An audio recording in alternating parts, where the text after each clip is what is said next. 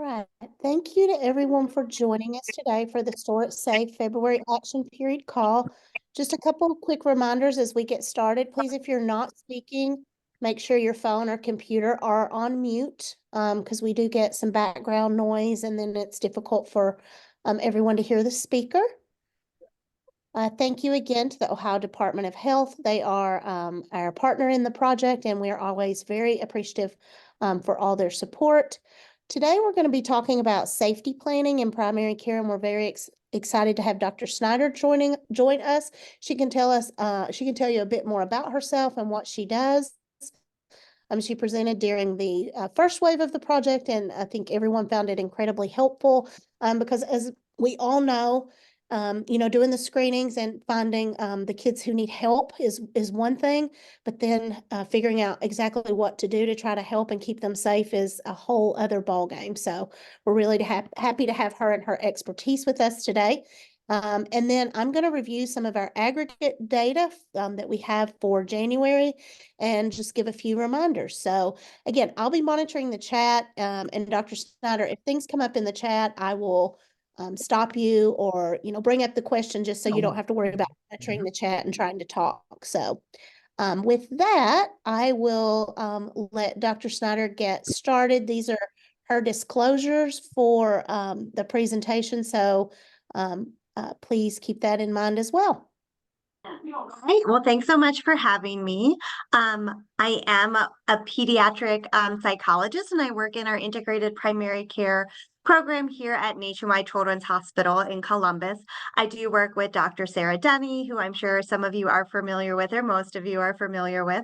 And so I am lucky to be able to work with her and have her as such a great advocate for mental health with our patients and families. And I just want to take a moment before I kind of dive in to just remind you that the topic of suicide can be difficult at times. So if you need to take a break at any time, please do so. I know we're virtual and most of us have our cameras off, but feel free to take a break, step away, put me on mute if you need to, because this can be a difficult topic at times. Next slide.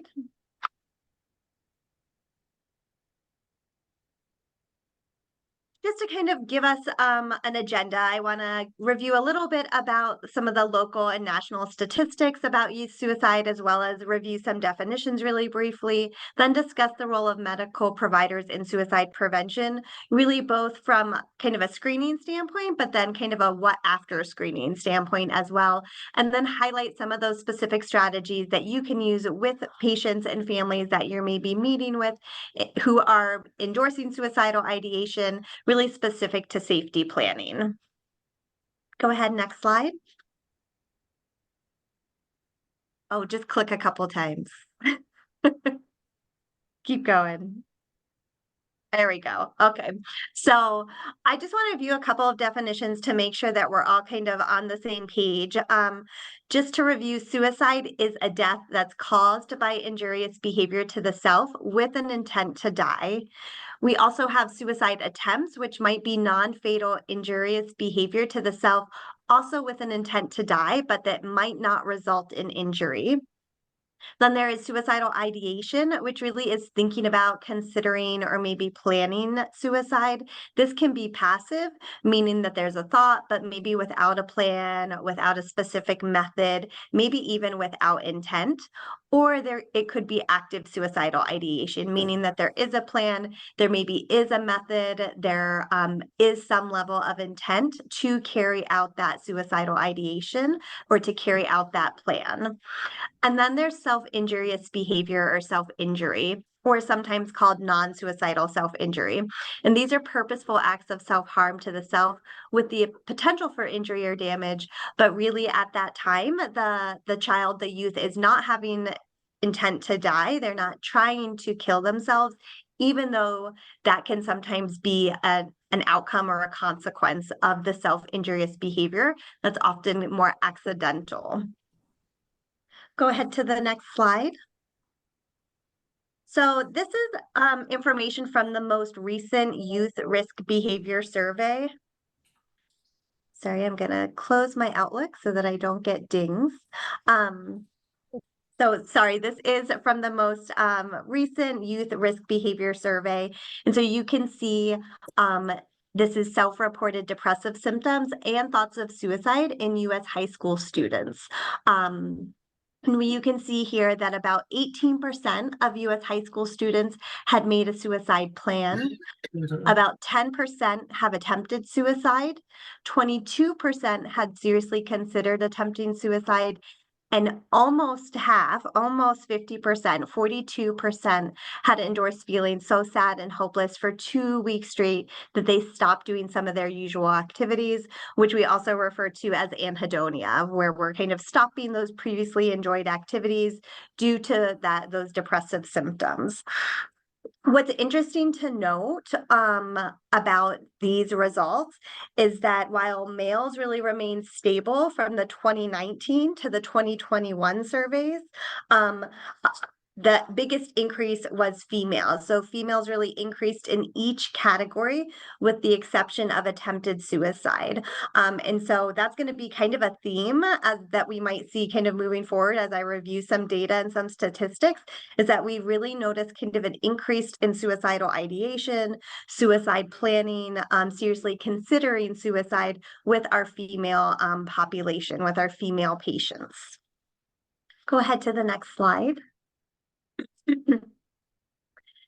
This is not necessarily very new information, but just to kind of, again, kind of ground us in some of the data and some of the statistics related to youth suicide, we know that it's a really significant problem, that it's the second leading cause of death for youth ages 15 to 24, and that it's really the second leading cause of death for children ages 10 to 14.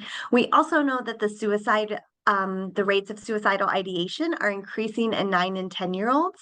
And that's something that we want to be considering as we're thinking about who we're asking and who we're screening for suicide, is that we may, at Nationwide, we're screening 12 and up, but I think we really need to be thinking about screening with those younger patients and families as well, especially youth in those younger age ranges that are at higher risk, which would include youth with ADHD.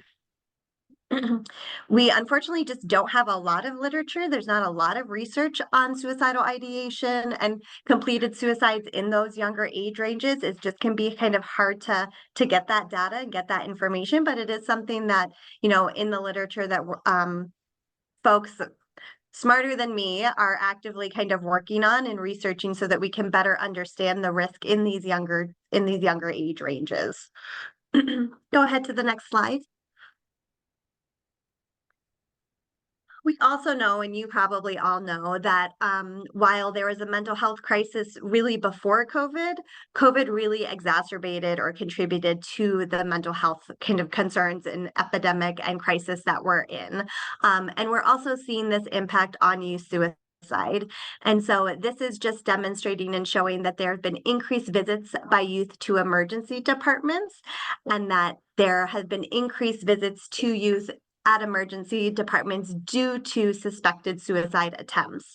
And we're seeing a huge increase, like I mentioned, with the female population, with the girl population, where the increase was 50.6% compared to the increase in boys from 2021 to May 2021 of 3.7%. So we're really seeing a lot more females present to the ED visits due to suspected suicide attempts. Go ahead to the next slide. I also just want to highlight suicide risk within minority or underserved populations. We know that suicide attempts for Hispanic girls in high school were about 40% higher than compared to their non-Hispanic white females in that same age group for 2017. We also know that LGBTQIA plus youth were considering suicide at higher rates. About 42% of youth seriously considered attempting suicide in the past year. And that's based on information and data from the Trevor Project. And we also know that suicide rates for Black children ages 5 to 11 has really nearly doubled.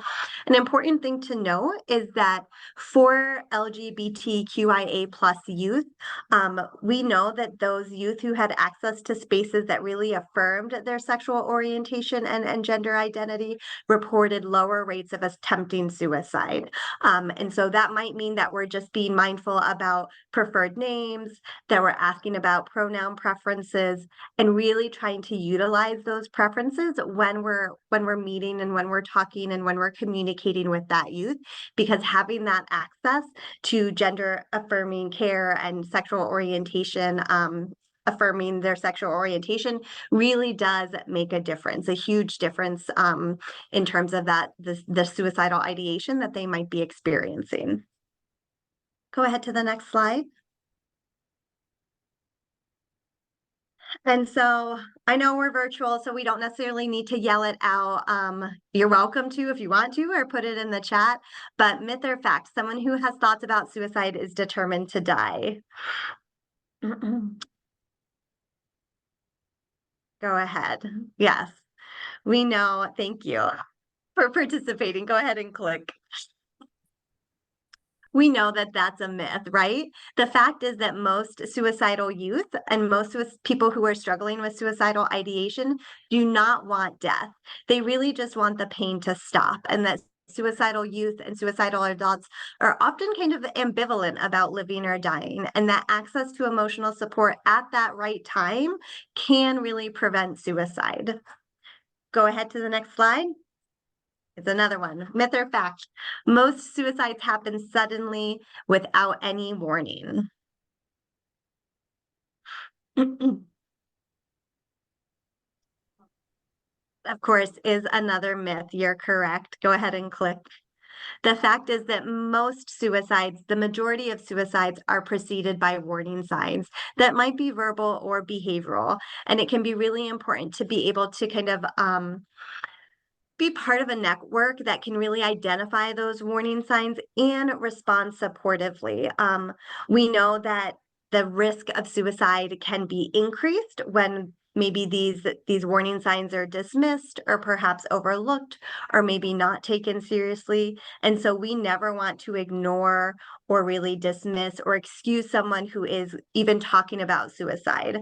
We want to make sure that we're taking all of those concerns really seriously and making sure that we're responding in a way that can be supportive and can be helpful in preventing suicide. Go ahead to the next slide. It's another one, myth or fact. Talking about youth suicide, screening for suicide can put the idea of suicide in a youth's mind. Yes, thanks, Jennifer. It is definitely a myth. This is one of the biggest myths that I want to bust, right? You do not cause a person, you do not cause an adolescent or a youth to consider killing themselves by talking about suicide. Bringing up the subject of suicide, screening for it, discussing it is really one of the most important ways that we can help prevent suicide.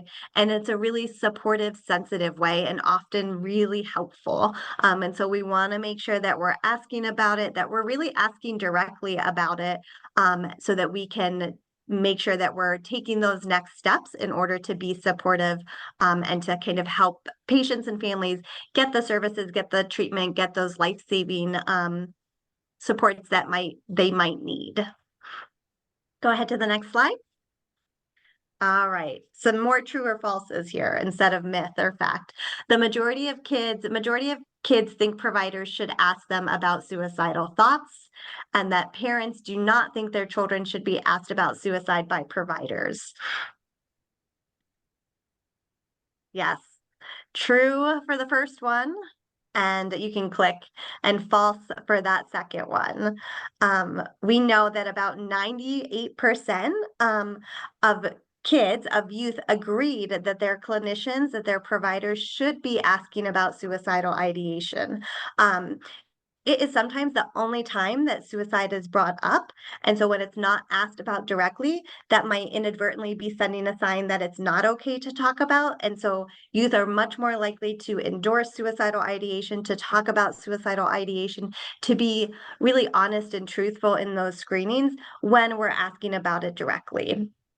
We also know that really parents think that we should be asking them too. Caregivers think that we should be asking their child about suicide too. Over 70% thought that kids should be asked about suicidal ideation at the doctor's office. I will say that this is a pretty small sample that we have here. It was like about 50 parents. So interpret this with some caution. That doesn't mean every parent agrees with this. As you see, it's only 70%, but it was a small sample size. But within that small sample size, the majority wanted the doctor to be asking their youth about suicide. Go ahead to the next slide. This is the good news, right? Suicide is preventable. We know that timely and effective mental health care, mental health treatment can help prevent suicide, and that this really is everybody's job. It takes awareness and support, not just from mental health clinicians, not just from psychiatrists and psychologists, but also from primary care providers, from nursing staff to registration staff, really to everybody in the entire community. That awareness and support from the community is really important. Um, and that without treatment, youth can sometimes become hopeless. And that can oftentimes be when suicide becomes maybe a stronger, something that they're considering a little bit more strongly. We know that the types of treatment might include talk therapy or cognitive behavioral therapy, sometimes medication management like an SSRI, and sometimes both. Go ahead to the next slide. So I want you to try and keep this in mind. We want to act to prevent suicide. So we want to make sure that we're asking about those suicidal thoughts and behaviors by doing some screenings. We want to make sure that if there are concerns or if there are positive results to those screening measures or to those questions, that we're then moving forward to complete a risk assessment. And then we want to make sure that we're treating. And really, for the sake of primary care providers, you might not be providing cognitive behavioral therapy. That is totally understandable. But what you can do is do a safety planning intervention. And so that's really the treatment that we're going to spend the most of our time focusing on today and kind of talking through today. Go ahead to the next slide. So just a couple notes about assessing risk. Like I already said, we always want to make sure that we're taking kids seriously when they make a remark about suicide or they're endorsing suicidal ideation. And we want to make sure that we're always being direct when we're asking these questions too. We want to really use the appropriate words. We want to use terminology that the patient can understand. So questions like, do you ever wish that you weren't alive? Have you ever thought about being dead? Have you ever had any thoughts about killing yourself? And then maybe asking a little bit more too, if those are yeses, about the frequency, how often is that happening, and about the timing. When was the last time that you had that thought? Maybe when was the last time that you hurt yourself on purpose? When was the last time that you attempted suicide? So that we can get some more detailed information about that level of risk, which can help inform those next steps and help inform kind of next steps in terms of treatment planning and kind of how often you might want to see the patient back in your office, as well as, you know, referrals to outside treatment. Some kids might make a remark about suicidal ideation and they might kind of then downplay it a little bit and say, oh, I would never really do it. I was just joking. But even when that happens, we want to make sure that we're taking it seriously. And especially if the child is younger age and maybe they're saying it out of anger or frustration, even though they're saying it maybe because of anger or frustration, we still really want to take that remark seriously. And in some cases, those are the like scariest kids to me, because they might not have a full understanding about death. They might not fully grasp that death is permanent and that there's no coming back from it. And those impulsive behaviors can sometimes lead to really tragic outcomes and consequences. And so it's really important that with those younger kids as well, that we're taking those remarks seriously and trying to come up with a plan to move forward and kind of provide that support and provide that treatment. Go ahead to the next slide. So the treatment I'm going to spend the most of the time talking about today is that the safety planning intervention, which is from Stanley Brown. And so this is an evidence-based clinical intervention to reduce the short-term risk of suicide. It is individually tailored to the patient. So this isn't something that you're going to be able to just print out without having a conversation with the patient and family. It's something that we want to kind of complete together with the patient and family in those appointments, in those sessions with your patient and family. We do use it to prevent or de-escalate a crisis, and this is something that is recommended by the Joint Commission and suicide prevention organizations. Down in bold, you can see there that this is not a safety contract. This is not a promise. Those interventions are not effective. And this is really different from that. We're not asking them to sign a contract or sign something that says, I won't hurt myself or I won't kill myself in the next 24 hours. That's not an effective treatment. We want to make sure that we're using the safety planning intervention, which does have the evidence base to support it. Go ahead to the next slide. So there are some underlying tenets of this safety planning intervention. The first one being that suicidal thoughts and urges really fluctuate and can change over time. And that is one of the reasons why you will see in the safety planning intervention that we're asking for more information about maybe what are those warning signs? What are maybe those triggers that might lead to some of those suicidal thoughts that might lead or contribute to that patient's suicidal ideation? And maybe even what time of day, because I know I work with youth and, they're busy during the school day because they're at school and they're distracted, but then those suicidal thoughts can come on really strong at night. Another tenet is that the acute risk of acting on suicidal thoughts or urges is really typically brief. And so we want to make sure that we're giving different strategies, we're identifying coping skills, distraction items, distraction activities that the patient and family can maybe even do together to kind of help them in that really high acute risk stage.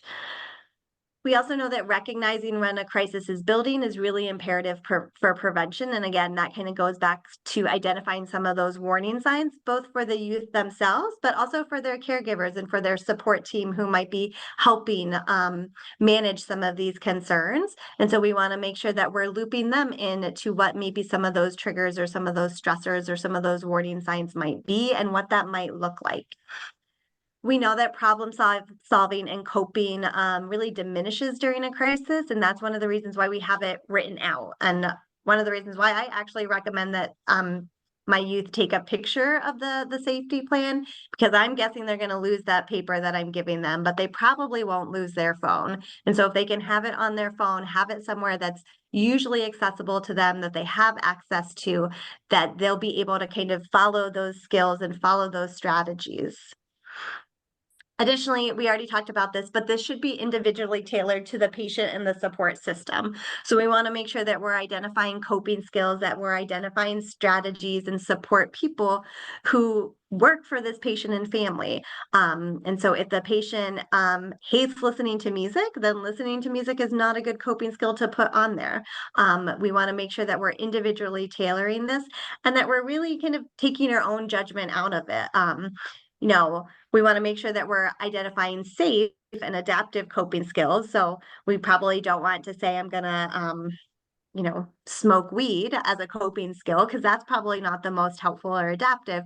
But we want to make sure that we are kind of making it tailored to the individual and really kind of letting them take the lead in identifying the strategies that are going to work best for them. The safety plan also helps patients and support people kind of recognize when that crisis might be starting and use those preferred coping strategies without needing to problem solve, because it's right there and they have access to it right away. Go ahead to the next slide. The most important aspects of this safety plan, if you only have like a few minutes, the family's like, I got to go pick up my other child, they're getting off the bus, I don't have time to stay here for this. That sometimes is something that comes up and it is a valid concern. I can appreciate that. Sometimes they're in clinic for long periods of time, but if you could only do a couple things, these are the ones that I would do. Making sure that we're talking about reducing access to mean, making sure that we're talking about and asking about firearms, that we're thinking about where medication's stored, where are chemicals and cleaners stored, what are the objects that maybe a patient is using to engage in self-harm and where else are those located.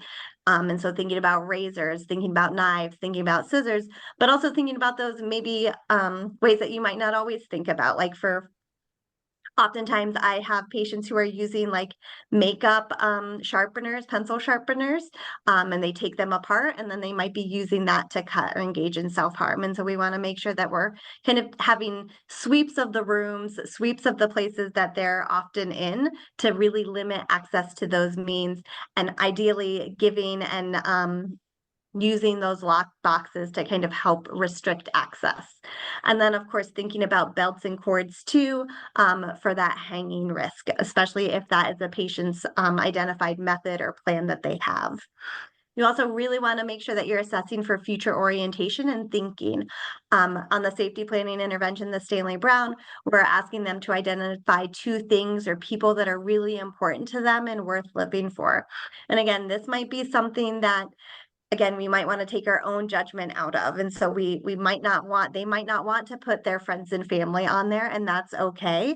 I've had youth who've put, that their future goal might be to graduate college or to graduate high school, or their future goal is to get a really fancy car or pipe cleaners. I had one patient who was developmentally delayed and they really love pipe cleaners. And so we put pipe cleaners on there as one of their things that is really important to them and worth living for. And so you want to just let them kind of guide you in terms of what those answers are. I think another really important thing is that thinking about how can we increase communication and supervision. And so making sure that we're talking with caregivers potentially about, or other support people about, how can I continue to check in?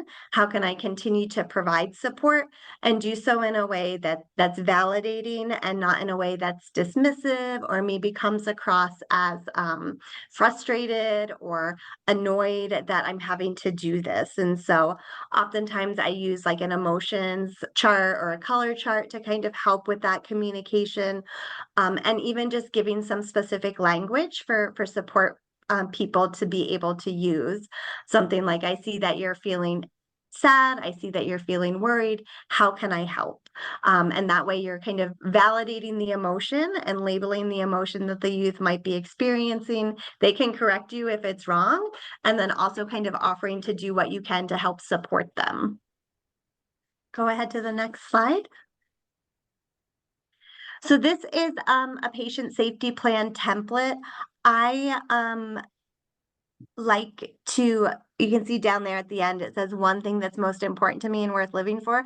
I actually have changed my template. We've changed our templates here at Children's so that the 2 things that are most important to them and worth living for is up at the top, because for me, those are some of the most important things to be kind of considering and thinking about.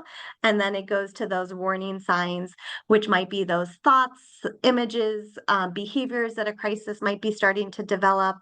Then goes down into what are those coping strategies that you can do to take your mind off of these concerns, take your mind off of these problems just for a little bit without involving another person. Then thinking about people or places that maybe provide some distraction, at least temporarily. People that they can ask for help. For a pediatric population, I'm often wanting this person to be at least 18 or older, ideally someone that lives in their house, and then also identifying maybe a teacher or a counselor or another school staff member that they could also use for support. Because again, we know that that suicidal ideation kind of fluctuates and it might depend on the environment and the setting. And so we want to make sure that we're kind of covering those bases and identifying patients or support folks and people within different environments and settings. And then, of course, a step down there, step 6, about thinking about ways we can kind of help make that environment safe. Again, that might be that we leave the door ajar, that we're checking in 3 times a day, or we're using the lockbox to restrict access to firearms and medications, things like that. Go ahead to the next slide. This is an example of that communication chart, that like emotions chart, feelings chart that I was talking about. I sometimes do characters, sometimes I'm doing colors, but it's just kind of a nice way for families to be able to communicate and for youth to be able to communicate kind of where they're at without maybe having to use those exact words. And so it can just be something that you're developing with the patient and caregiver in your appointment in that session to kind of help increase communication and help the caregiver kind of know how maybe I can best support when you're telling me that you're green. So if you're in green, like, what do you want me to do so that I can maybe move you up to yellow, or make sure that we're staying at green and not moving down to gray? Like, what can I do to kind of help support you and help you when you're in that space or when you're in that feeling? And then of course we want to make sure that we have some way to communicate that that they're in crisis and that they're having active thoughts of suicide, and that it really is an emergency, and that we need to take like that next step to call 988 or to transport down safely to an emergency department for further evaluation. Go ahead to the next slide. This is just an idea for behavioral activation as well. This is part of the safety plan in terms of thinking about ways that the patient, the youth, can kind of help distract themselves even for a little while. But we also know that behavioral activation is an evidence-based intervention for treating depression. Again, it kind of goes to that anhedonia where maybe they're not doing the things that they used to like to do, maybe not doing the things that they need to do, and that this really is a protective factor. We want to make sure that we're getting youth involved in different activities so that they're not just withdrawing, isolating themselves, and doing things that may make the depression or may make that emotion even stronger or be less helpful. This is from On Our Sleeves. OnOurSleeves.org has lots of great free evidence-based resources for adolescents, for younger children, for parents, for teachers, for caregivers. So there's lots of great resources on this website. If you're interested in checking it out, you can download all kinds of different interventions, including this. For behavioral activation, we want to make sure that, again, kind of thinking back to those SMART goals, we want to make sure that we're doing something that's realistic and that's relevant for the patient and family again, right? So we don't want to say you need to spend 60 minutes like going for a run or exercising if that's not something that you're really likely to do, or you don't have time to spend 60 minutes doing that. And so you might even just start with 10 minutes. Maybe I'm just going to plan to do my math homework for 10 minutes, and then I'm going to see how it goes, or I'm going to clean my closet for 10 minutes and see how it goes after 10 minutes. And if I want to continue, I can. And if I don't, it's okay to stop at that time. Another really helpful thing is to try and schedule these activities. I know it can sound kind of silly to say I'm going to schedule like drawing or schedule dancing or scheduling a time to listen to my favorite band or my favorite song, but we know that that's a really important way to kind of help increase motivation, and actually complete and kind of adhere to this intervention. Because when it's scheduled, we're more likely to kind of do it and get it done versus just kind of reminding yourself, oh yeah, I should do that. And then we kind of get distracted and do something else instead. Go ahead to the next slide.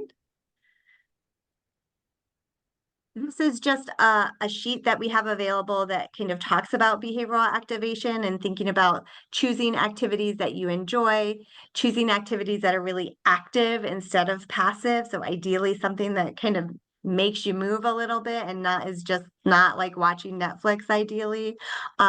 Making sure that we're choosing activities that are inexpensive, that are really realistic, that are relevant, and making sure that these are activities that don't harm anyone and aren't going to get somebody in trouble or kind of harm their body or be unsafe in some way. And you can use this both for those fun activities or as well as like responsibilities and kind of tasks that might need to be done. I often have them try and rate on a 0 to 8 or 0 to 10 scale, kind of how they're feeling, and then use that rating after they've completed that activity or after they've accomplished a task to kind of help, again, kind of increase insight into, oh yeah, I did this and I am feeling a little bit better. You might not go from like an 8 all the way down to a 0, but at least you can kind of increase and kind of notice some changes at some level. Go ahead to the next slide. This is another kind of worksheet handout that we've developed within our system here and that we're using as the integrated primary care psychologist and within integrated primary care. It's the depression action plan. Sometimes I even remove depression and just call it like an emotions action plan. But really kind of thinking about, okay, these are the zones, these are what I'm noticing when I'm in those zones, and these are the things that I can continue to do to kind of help myself maintain or stay in this zone, or kind of get back up to a different zone. And so you can see that green means that you're really doing well, mood is good, we're doing all the things that you need to do, doing all the things that you want to do, and we want to make sure that we're continuing to be active. We want to make sure that we're using that free medicine, that we're getting good sleep, that we're eating healthy food, and that we're maybe getting some type of activity or exercise every single day. And if we're taking medication, we want to make sure that we're taking the medication as prescribed. The mood might go down a little bit into that yellow zone, and you can see some of the symptoms of maybe that worsening mood written out there, maybe changes to sleep, changes to appetite, maybe increased isolation, having difficulties doing the things that you need to do, want to do, like go to school, go to work, those types of things. And then on the other side, there are things that the youth and family can kind of start doing now to help kind of get them back up to that green zone or stay in that yellow zone without going down to orange or down into red. Again, it kind of includes doing those green activities and keeping those green zone strategies in place, but then thinking a little bit more about behavioral activation and a little bit more about recognizing and maybe talking back to some of those negative or unhelpful thoughts that might be kind of occurring more frequently. Maybe thoughts of like, I'm not worth it, my life just keeps getting worse and worse, I don't think I can do this anymore, things are never going to go right for me. Those are really unhelpful thoughts. And if we can kind of talk back to those thoughts, or maybe recognize those thoughts and label them as depression or as anxiety, as unhelpful, we can then kind of change what we're telling ourselves. Not to make it be overwhelmingly positive, but just to kind of have it be more balanced, be more moderate. And then, of course, orange zone is when maybe those suicidal thoughts and statements are kind of increasing and we're noticing those more. We want to use that safety plan or reach out to your therapist, to your doctor, to your support team. Restrict access to any means, increase supervision and monitoring. And then that red zone again would be the danger zone where we're currently in crisis and we really need to get help now.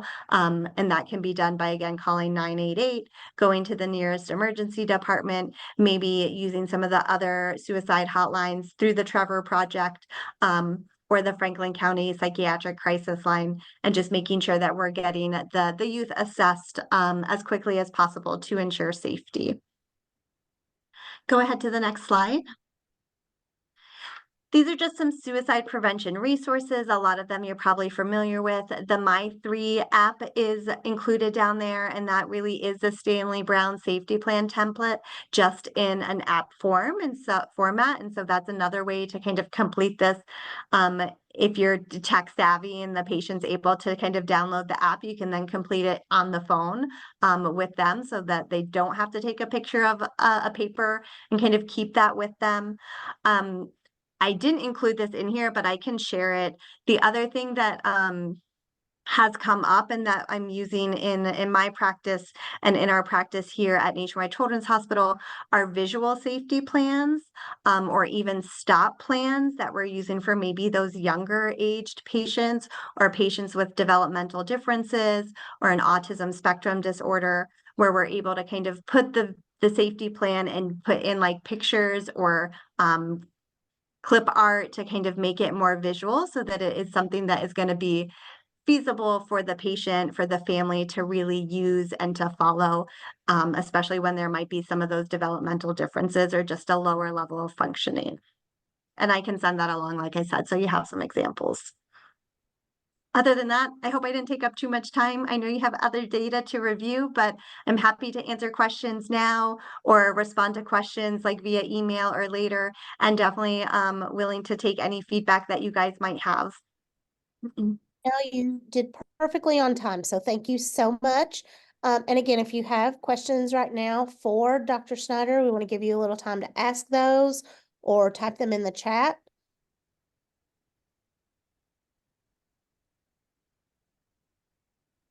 All right, well, as I got started with data, again, if you want to send any questions along, please feel free to do that.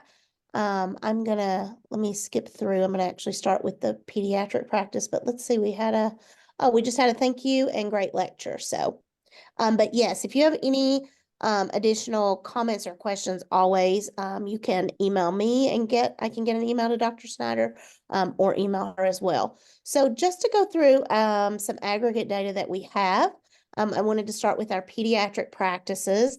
So we always start at looking at data tool completion rate. And just to mention, we do, for our pediatric practices, have one practice pulled out of the aggregate.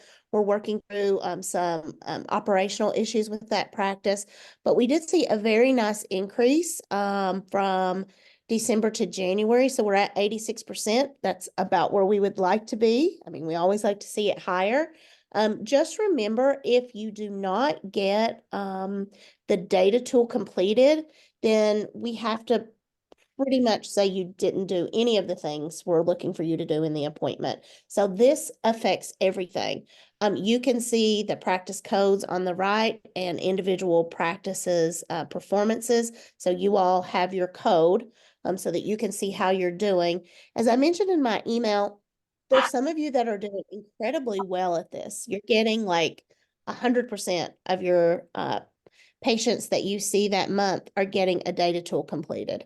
So I wanted to take a minute and just, not to put you on the spot, but ask a couple of practices, if you are on the call, if you could just share with us, what you've been doing to have such a great success with that. So a couple that I just wanted to see if you're on here and if you would mind to share would be Medina.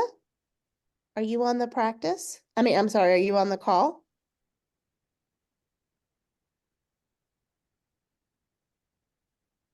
Anyone from Medina? If you could unmute yourself if you are.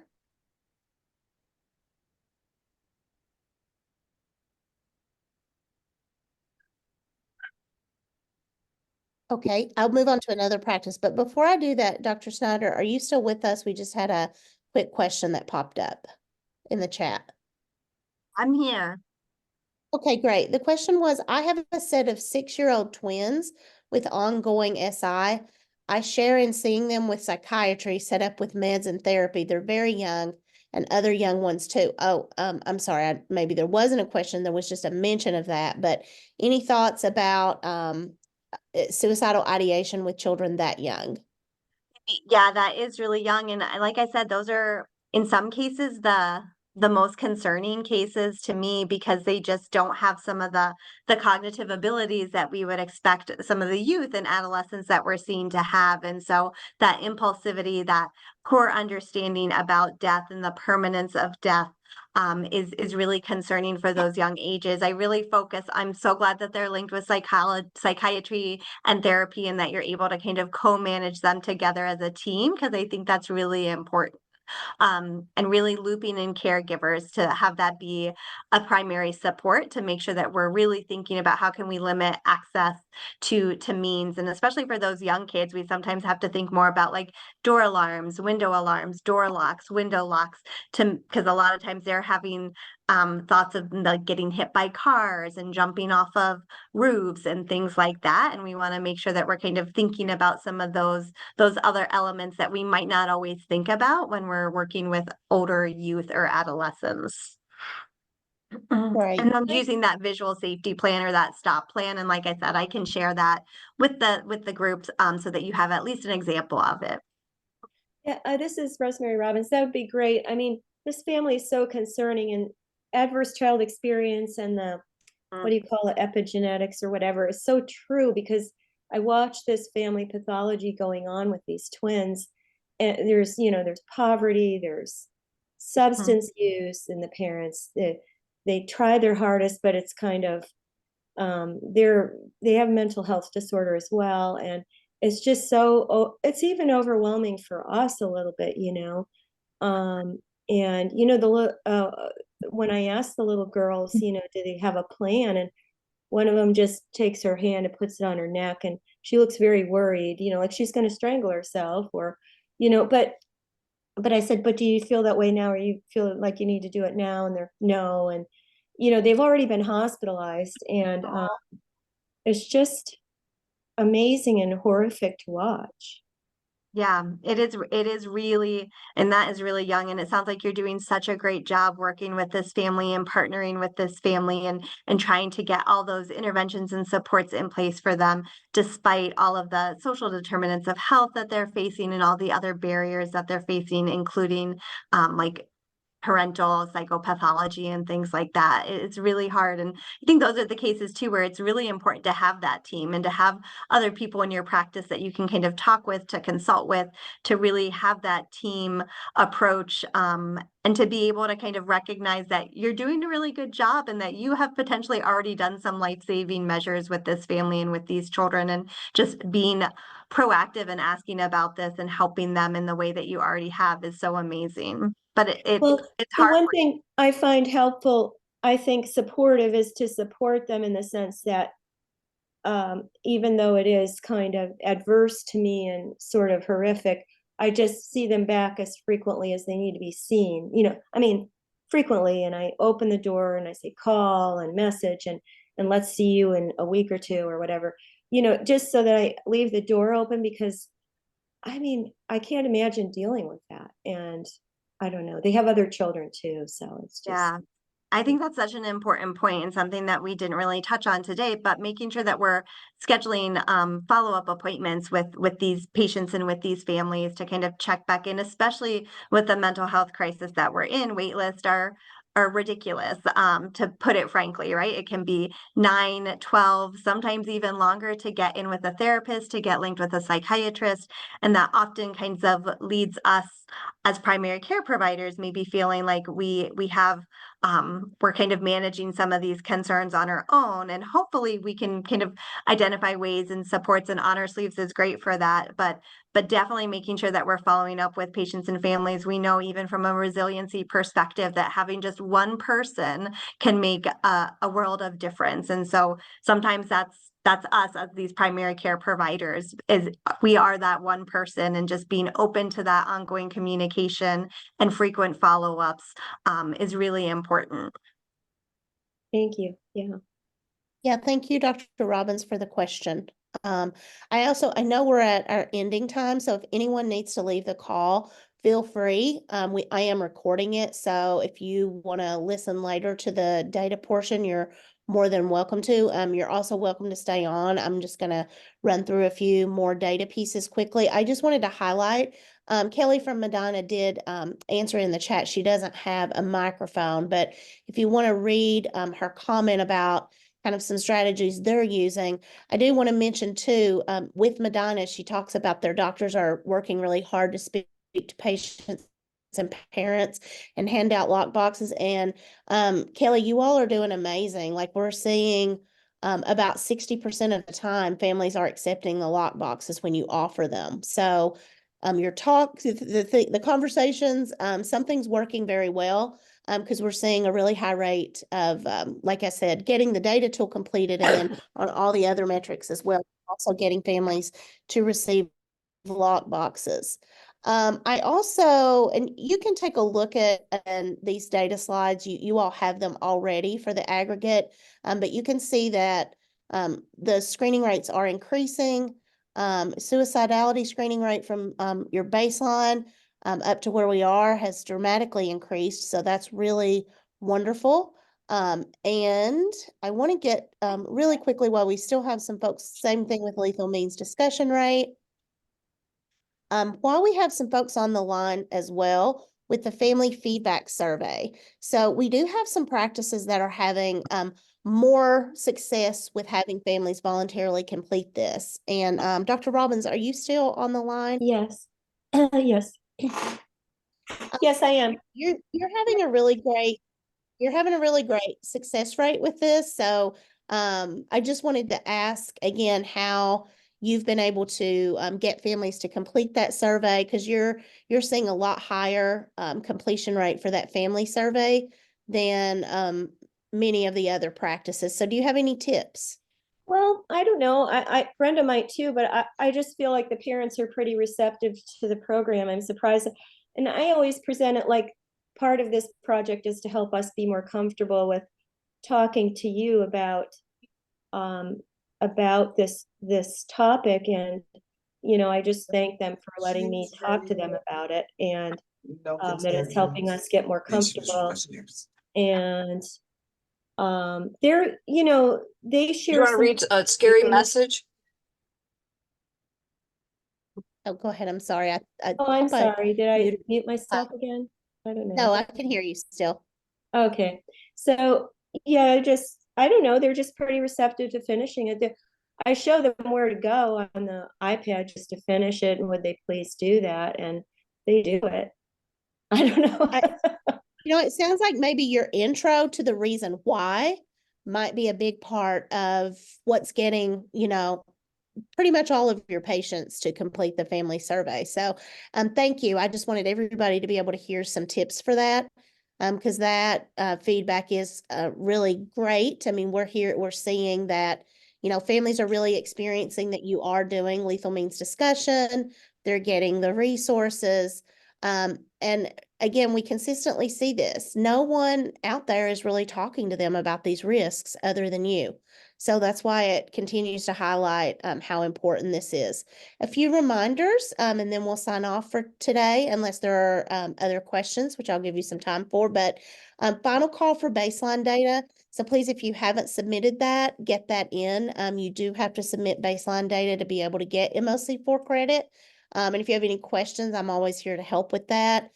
Please be sure, hard to believe, but we literally are, I guess tomorrow, because it's leap year, are at the end of February. Make sure you're getting all of that data entered, so that we can pull that data as quickly as possible. And remember that I'll be sending you an email asking for that February denominator.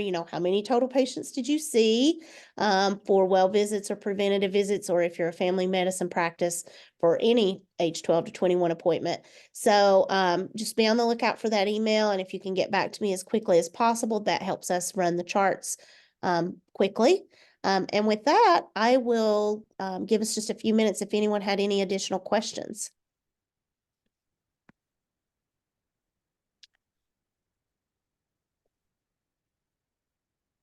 And Dr. Robbins, yes, you are all set for baseline data. So you're all good. Thank you.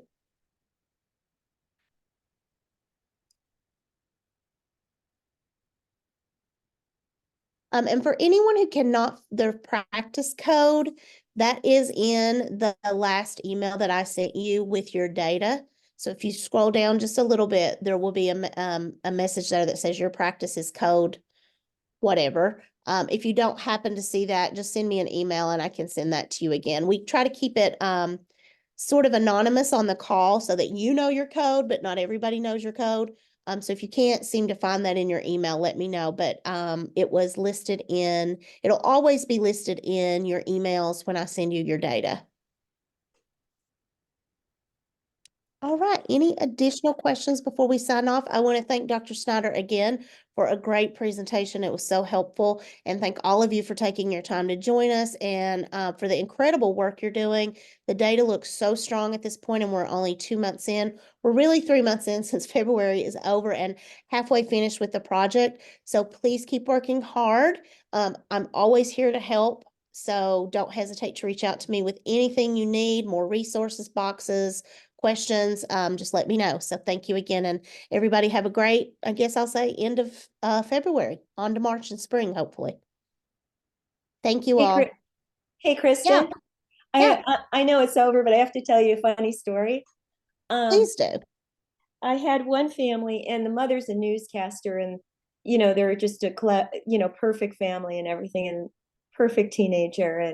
And so I was doing the SIS with them, and there were some, he had some little problems, and he needed an EKG and stuff, but nothing terrible. But anyway, she's sitting there, and I said, well, would you, she'd already said she didn't have guns. And I said, but well, we're offering this lockbox in any way because, maybe your father has a gun, or we can spread the good word.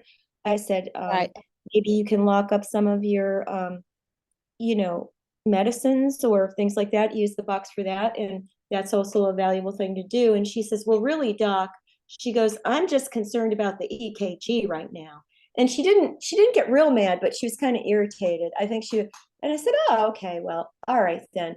And I said, well, thanks for listening.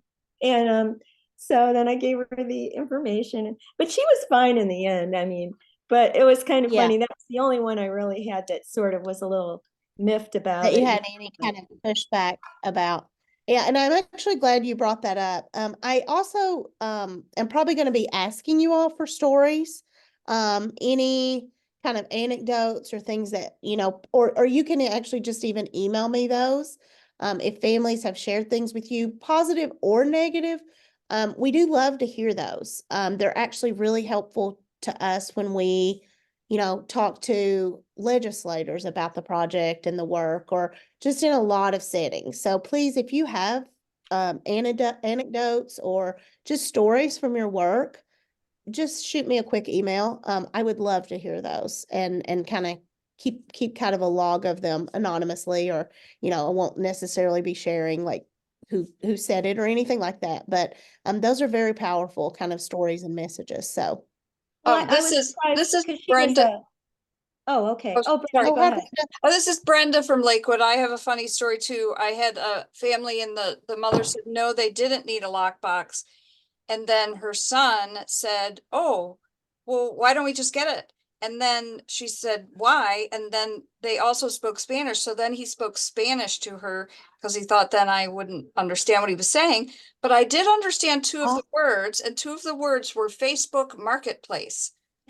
So I'm pretty sure he was telling her that they could take it and then sell it Oh. on Facebook Marketplace. Oh, wow. See, I would Yeah. have never even thought of that. Yes. Yes. Okay. Hmm? Interesting. All right. Any other questions, comments? I would just say one more thing. The tool that we use, you ask for comments after the provider checklist, Uh-huh. and then the parent has to fill out their final portion. Right. And I don't really have time to put it would be nice to have that comment box somewhere else so that I would have time after the parent finished, but it's just a Oh, thought. you're saying, I think I see what you're saying. You're saying when you finish your portion, you don't really have a lot of time to comment, Right. because you then need to give it to the parent. Right. You would get the story if Yeah. if the box was put If after you the had the parent. comment box. I see what you're saying. I gotcha. Okay.